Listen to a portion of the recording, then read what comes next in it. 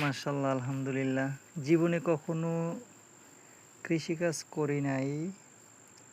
বাবার জমি জমা নেই, তাই কৃষিকাজ করা হয়নি। কিন্তু প্রবাসের মাটিতে এসে এই জায়গাটা মোটামুটি জঙ্গল ছিল, আমি পরিষ্কার করে এখানে মোটামুটি ভালো কিছু রোপণ করেছি এবং ফলনও পেয়েছি। মাশাআল্লাহ, আলহামদুলিল্লাহ। এই তো আমার পুঁইশাক আছে এক জায়গায়, ওখানেও আছে, আবার এখানে আছে, আবার ওখানেও আছে। তারপর সাথে আছে বিলাতি বরজ পাতা, এই যে ওখানে আছে।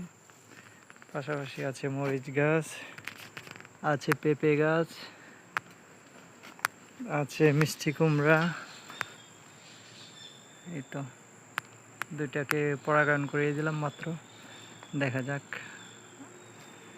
আল্লাহ যদি রিজিকে রাখে তাহলে খেতে পারবো, বড় হবে।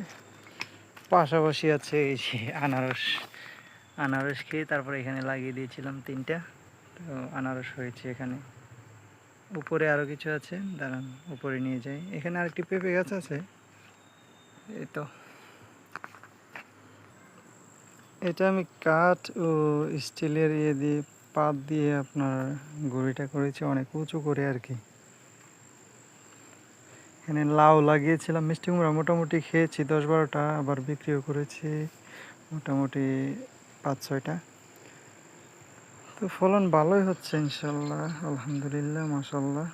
এই যে এটা হচ্ছে আমার সবচেয়ে বড় যে পেঁপে গাছ, এই তো এটা।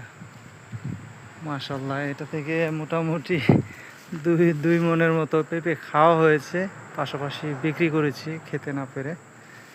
পাশাপাশি এই যে বেগুন গাছ, এটা নষ্ট হয়ে গেছে। আর কিছু আনারস গাছ উপরে লাগিয়েছি। এটা হচ্ছে ঔষধ, তুলসী পাতা।